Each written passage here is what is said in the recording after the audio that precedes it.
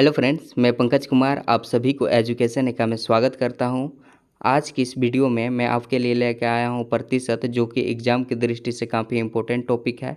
यदि हम प्रतिशत की बात करें तो प्रतिशत पहले अपने आप में एक चैप्टर हुआ करता था, लेकिन इस चैप्टर का उपयोग आजकल हर टॉपिक में किया जा रहा है, जैसे simple interest, compound interest, profit and loss, ratio, time and work, time and distance, यानी अधिकतर चैप्टर में आपको प्रतिशत का यूज देखने को मिल जाएगा।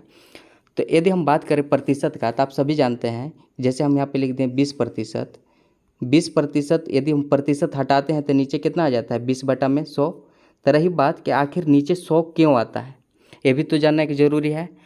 तो हम इस चैप्टर में पूरा अध्ययन करेंगे कि नीचे आखिर 100 क्यों आता है, और कुछ लॉजिक के माध्यम से पूरा प्रतिशत को समाप्त करेंगे, जो कि आपको हर चैप्टर में इस लॉजिक को लगा करके पूरा चैप्टर को भी समाप्त करना पड़ेगा। तो बने रहिएगा वीडियो के साथ में। यदि वीडियो अच्छा लगेगा तो वीडियो को लाइक, सब्सक्राइब और शेयर ज़रूर कीजिएगा। यदि हम बात करें परसेंटेज का, तो पर मतलब होता है आउट ऑफ, सेंट मतलब होता है 100, आउट ऑफ 100। क्या?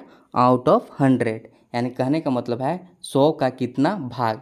यदि हम एक एग्जांपल लें, जैसे ले लिए 20%, तो 20 जो है वह 100 का कितना भाग है, 20 जो है 100 का कितना भाग है। इसको यदि हम काटते हैं तो 1/5 आता है। तो यानी कहने का मतलब है 20 जो है 100 का 1/5वां भाग है। आई होप कि समझ गए होंगे आप। इसी प्रकार एक और एग्जाम्पल लेते हैं। यदि हम यहाँ पे ले लें 25% बराबर, तो आप सिंपल जानते हैं कि प्रतिशत हटेगा नीचे 100 आता है, लेकिन यहाँ पे हमको क्या जानना है कि 100 का 25 कितना भाग है। ठीक, तो इसको यदि आप काटते हैं तो कितना आएगा, 1/4, यानी 100 का 25 जो है 1/4वां भाग है। आई होप कि समझ गए होंगे। ठीक, अब हम बढ़ते हैं कुछ पॉइंट की ओर। फर्स्ट पॉइंट है मेरा, भिन्न को प्रतिशत में बदलना है। तो भिन्न को प्रतिशत में बदलने के लिए उसको 100 से क्या करते हैं, गुना करते हैं। तो चलिए हम एक एग्जाम्पल ले लेते हैं, उसके थ्रू हम इसको कन्वर्ट करेंगे। जैसे एग्जाम्पल ले लिए 1/4, इसको हमको प्रतिशत में चेंज करना है, तो 100 से गुना कर देंगे। आप सभी जानते हैं 4 से कितने बार में जाएगा, या 25 बार में जाएगा, तो कितना आ जाएगा, 25%। यह आंसर हो गया। इसी प्रकार 1/5 को यदि प्रतिशत में कन्वर्ट करना है तो 100 से गुना कर देंगे। जैसे 100 से गुना करते हैं तो 5 से कितना बार में कटेगा, 20 बार में कटेगा, तो आंसर कितना आ गया, 20%। एक और एग्जाम्पल ले लेते हैं।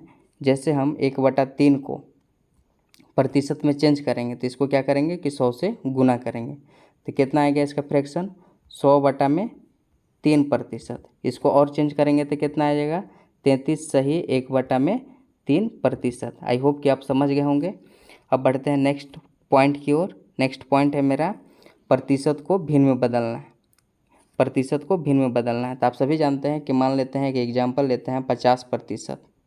इसको यदि भिन्न में बदलना है तो 50%, जैसे प्रतिशत हटेगा नीचे कितना आएगा, 100 आएगा।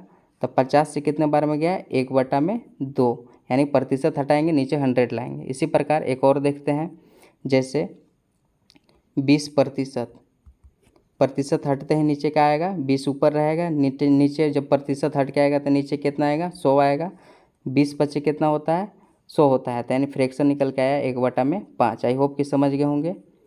अब हम बढ़ते हैं नेक्स्ट है मेरा, प्रतिशत को दशमलव में बदलना है, यानी डेसिमल में, चेंजिंग परसेंट टू डेसिमल।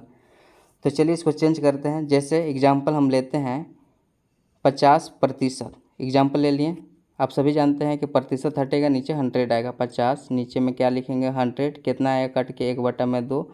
इसको डेसिमल में चेंज करना है तो कितना आ जाएगा, 0.5, ये डेसिमल में आ जाएगा। इसी प्रकार एक और लेते हैं एग्जाम्पल। यदि जैसे 1.2%, इसको डेसिमल में चेंज करना है तो प्रतिशत हटाएंगे, नीचे कितना आएगा, 100 आ जाएगा। 100 लिख दिए। यहाँ पे है डेसिमल, एक अंक के बाद पॉइंट दिया हुआ है, यानी डेसिमल दिया हुआ है। इसको हटाएंगे तो एक अंक यहाँ पे भी डालेंगे, तो यहाँ पे कितना आएगा, 12, नीचे 3 को 0 बैठा देंगे। तो के अंक के बाद 0 बैठाना है, तो यहाँ देखिए 1 2 3, तो 12, यानी 12 दो अंक है, तो 0 1 2 3 अंक बैठ कर देना, इसके आगे 0 बैठा देंगे, तो ये पॉइंट में आ जाएगा, यानी डेसिमल में आ जाएगा। आई होप कि समझ गए होंगे। अब बढ़ते हैं नेक्स्ट पॉइंट है मेरा, दशमलव को प्रतिशत में बदलना। तो चलिए दशमलव को प्रतिशत में कन्वर्ट करना है। तो एक एग्जाम्पल ले लेते हैं 0.45 एग्जाम्पल ले लिए, इसको प्रतिशत में चेंज करना है। तो किसी भी अंक को यदि परसेंट में कन्वर्ट करना है तो उसको क्या करते हैं, 100 से मल्टीप्लाई करते हैं। तो 100 से मल्टीप्लाई किए, जैसे इसको मल्टीप्लाई किए हैं तो इसमें हम देखें कि यहाँ पे 2 अंक के बाद यहाँ पे पॉइंट दिया हुआ है, तो इसको पॉइंट को हटाएंगे, नीचे कितना आएगा, यानी 100 आएगा। तो जैसे 100 आया तो 100 से 100 कैंसिल आ गया, तो इसका आंसर कितना आएगा 45। आई होप कि समझ गए होंगे, ये आएगा प्रतिशत में, याद रखिएगा। इसके बाद नेक्स्ट एग्जांपल यदि हम लेते हैं, जैसे 12.75 को यदि हमको प्रतिशत में चेंज करना है तो इसको क्या करेंगे, तो सबसे पहले 100 से इसको गुना करेंगे। इसके बाद देखेंगे कि पॉइंट है, पॉइंट जैसे हटाएंगे तो नीचे कितना आएगा, 100 आएगा। 100 से 100 कैंसिल हो जाएगा, इसी प्रकार मेरा कितना आएगा 1275 जो है ये कितना प्रतिशत में आएगा। आई होप कि समझ गए होंगे। अब बढ़ते हैं नेक्स्ट है मेरा, अब कुछ क्वेश्चन करेंगे, इसके बाद जितना प्रीवियस ईयर क्वेश्चन है उसको हम करेंगे। तो सबसे पहले चलते हैं, बढ़ते हैं नेक्स्ट स्लाइड की ओर। क्वेश्चन करने से पहले हम आपको कुछ बतलाने वाले हैं, उसको आप ध्यान से देखिएगा।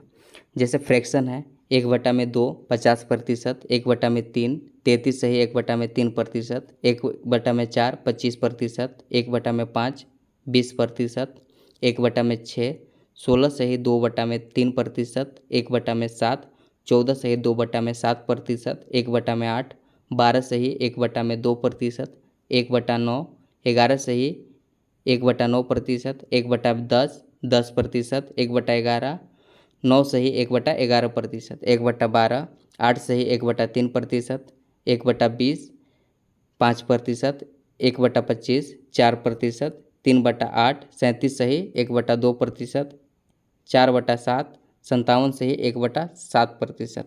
ये हुआ प्रतिशत यानी फ्रैक्शन, यानी जैसे हम यहाँ पे लिख दें आपको कि 50% का फ्रैक्शन बतलाइए, तो क्या होगा, 50 को जैसे हम ऊपर लिखेंगे प्रतिशत हटाएंगे तो नीचे क्या आएगा 100 आएगा। इसको यदि हम काटते हैं तो कितना है 1/2 आएगा। आई होप केवल आप समझ गए होंगे, यानी 50% का फ्रैक्शन कितना निकल के आया 1/2, यानी 1/2 को ही हम 50% कह सकते हैं और 50% को ही हम 1/2 भी कह सकते हैं। इसी प्रकार यदि हम नेक्स्ट देखें, जैसे एक और एग्जाम्पल समझ लीजिए, जैसे हम बोले यहाँ पे कि 25%, इसका फ्रैक्शन कितना होगा, तो आप सभी जानते हैं कि प्रतिशत हटाएंगे 25 ऊपर रहेगा, प्रतिशत हटाएंगे तो नीचे 100 आ जाएगा। जैसे 100 आएगा इसको हम काटेंगे तो कितना बार में कटेगा, एक बार में, यानी 4 बार में कटेगा। 25 चौका में 100, तो यानी 25% का फ्रैक्शन कितना निकल गया 1/4। यदि हम कह सकते हैं कि 1/4 का प्रतिशत में कितना होता है 25% होता है, और 25% ही फ्रैक्शन में 1/4 होता है। आई होप कि समझ गए होंगे। और देखिए हम इसको लॉजिक करके समझा रहे हैं, उसको ध्यान से देखिएगा। जैसे यदि हम आपसे एक क्वेश्चन पूछें कि 2 का 50% क्या होगा, 2 का 50% क्या होगा, तो आप सबसे पहले क्या कीजिएगा, 2 का मतलब गुना कीजिएगा, 50% को प्रतिशत हटाइएगा, नीचे 100 लाइएगा, 50 से काटिएगा 2 बार में और 2 से 2 कट के ओवरऑल आंसर कितना आ जाएगा 1 आएगा, यानी 2 का 50% 1 होगा। ठीक है, ये भी तरीका सही है। यदि हम ऐसे इसको यदि हम करें कि हमको याद है कि 50% का फ्रैक्शन कितना होता है 1 होता है। हमसे क्या क्वेश्चन पूछे थे हम आपसे कि 2 का 50% क्या होता है, तो 2 का 50% यानी 1, यानी वो ऊपर वाला वैल्यू आ गया।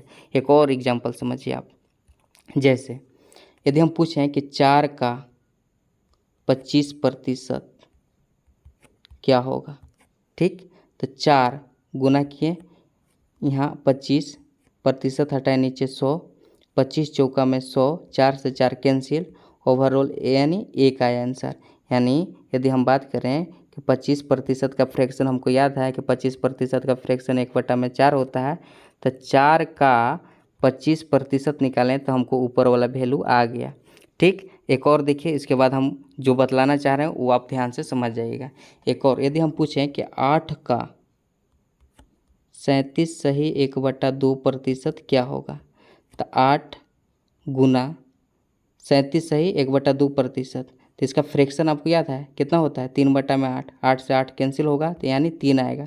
यानी हमको कहने का मतलब है कि 37 सही 1/2% का फ्रैक्शन कितना होगा 37.2% का फ्रैक्शन कितना होता है, तो 3/8 होता है। तो यानी 8 का 37.2/3% निकालेंगे तो हमको ऊपर वाला वैल्यू आ जाएगा, यानी 3 आएगा। आई होप कि ये वाला समझ गए होंगे। अब देखिए कुछ क्वेश्चन की ओर बढ़ते हैं। तो एक और एग्जाम्पल समझिए आप। जैसे आपसे पूछ दें कि बतलाइए आप कि 40 का कितना, 40 का 37.1/2% क्या होगा।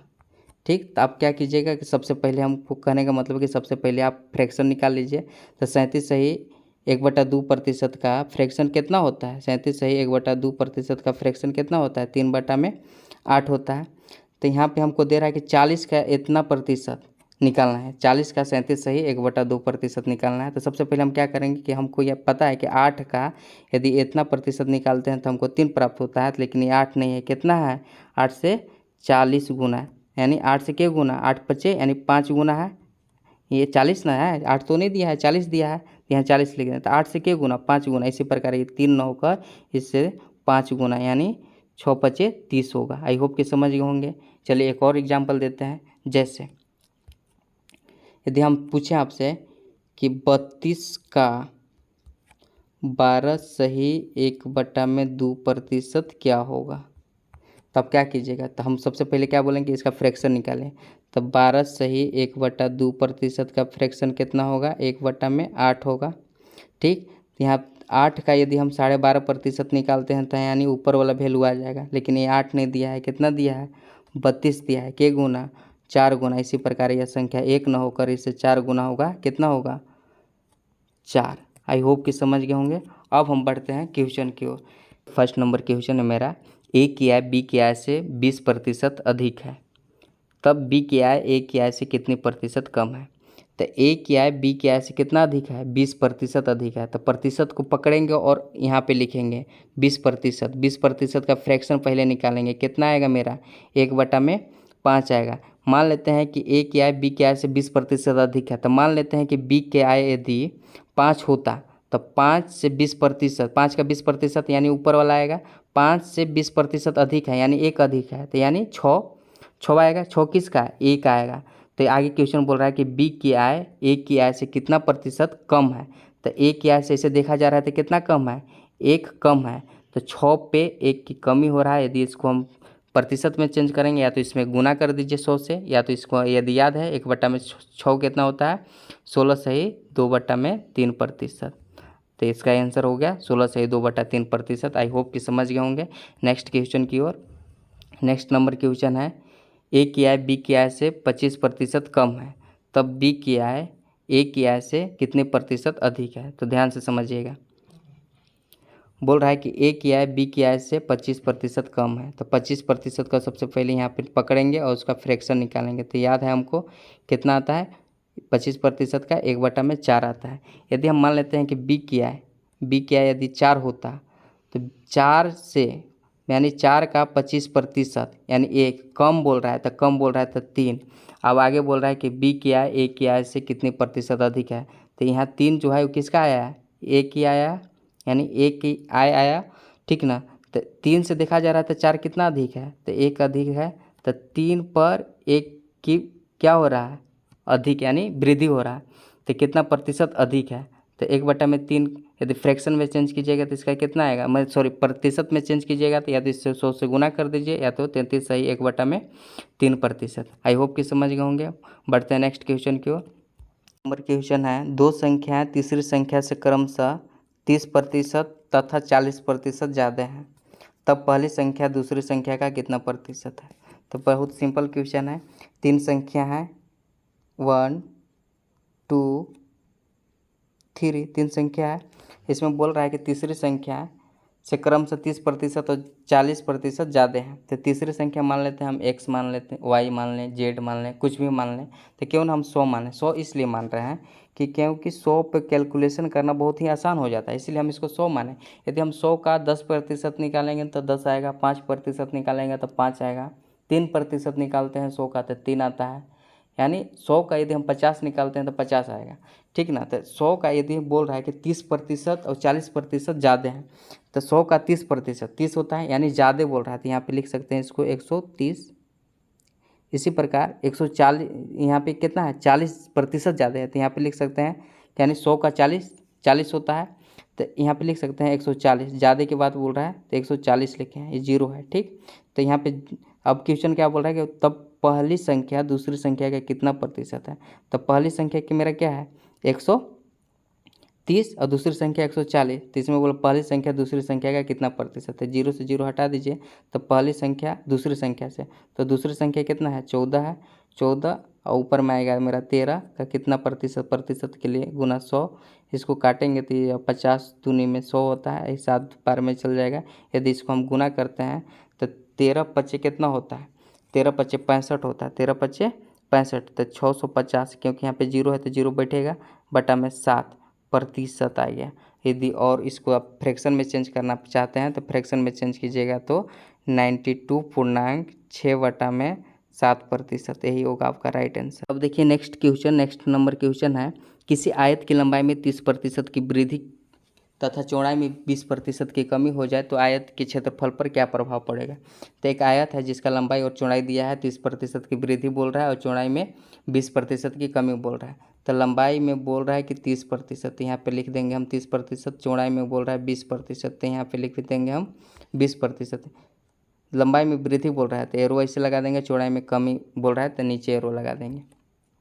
ठीक, अब देखिए 30% का फ्रैक्शन कितना होता है 3/10 होता है, और 20% का फ्रैक्शन कितना होता है 1/5 होता है। यदि आपको फ्रैक्शन नहीं पता तो आपको क्या कीजिएगा कि सिंपल वही रूल है जो आप शुरू से जानते हैं, प्रतिशत को हटाइएगा, नीचे 100 रखिएगा और जो कटता है उसको काट दीजिएगा, उसका फ्रैक्शन निकल के आ जाएगा।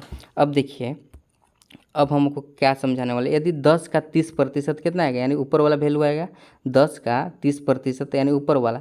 क्वेश्चन क्या है, यदि किसी आयत की लंबाई में 30% की वृद्धि कर दी जाए, मान लेते हैं कि आयत की लंबाई 10 होगा, यदि 10 में 30% यानी 10 का 30% 3 होता है वृद्धि, तो 10 में 30% का जैसे वृद्धि किए तो कितना आएगा 10 में जुट जाएगा, कितना आएगा 13। इसी प्रकार 5 में 20% की कमी करते हैं तो कितना आ जाएगा 4 आ जाएगा।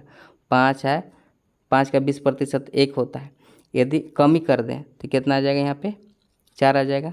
और ये हो गया रेशियो यह कहता है कि आमने सामने वाला यानी ये जो है ये इससे कटेगा, और ये जो है 15 मतलब यानी 5 जो है वो 13 से कटेगा, और आमने सामने क्या होता है कि गुना होता है। तो चलिए इसको हम करते हैं, थोड़ा जो कटने लायक है उसको हम काटेंगे। चलिए कलर चेंज कर लेते हैं, एक कलर कर लेते हैं, जैसे 4 2 बार में जाएगा, 10 5 बार में जाएगा, 5 यहाँ पे आ जाएगा 25, और यहाँ पे आएगा 13 दूनी में 26। अब देखिए यहाँ से यहाँ तक पढ़ें, आयत के क्षेत्रफल में क्या प्रभाव आया। तो पहले यदि आयत का क्षेत्रफल 25 होगा तो 25 में एक वृद्धि हो रहा है तो कितना हो जा रहा है 26 हो जा रहा है। 25 में एक वृद्धि हो रहा है तो कितना हो रहा है 26, यानी हमको कहने का मतलब है कि 25 पे, एक मिनट यहाँ पे हम थोड़ा स्पेस लेना चाहेंगे कि 25 पे कलर चेंज कर लेते हैं सबसे अच्छा। 25 पे 1 की वृद्धि हो रहा है, 25 पे 1 की वृद्धि हो रहा है, तो जैसे 1 की वृद्धि के 25 यानी 1/25 कितना होता है फ्रैक्शन में, यदि आप इसका मान निकालिएगा तो कितना आ जाएगा, बताइए कितना आएगा 4%, यानी 4% का वृद्धि होगा, यही आंसर होगा। आई होप कि समझ गए होंगे। इसी प्रकार आगे हम जो वीडियो लाएंगे उसमें और डिटेल बतला देंगे। तब तक के लिए जय हिंद जय भारत। यदि वीडियो अच्छा लगा होगा तो वीडियो को लाइक सपोर्ट और सब्सक्राइब जरूर कीजिएगा। तब तक के लिए जय हिंद।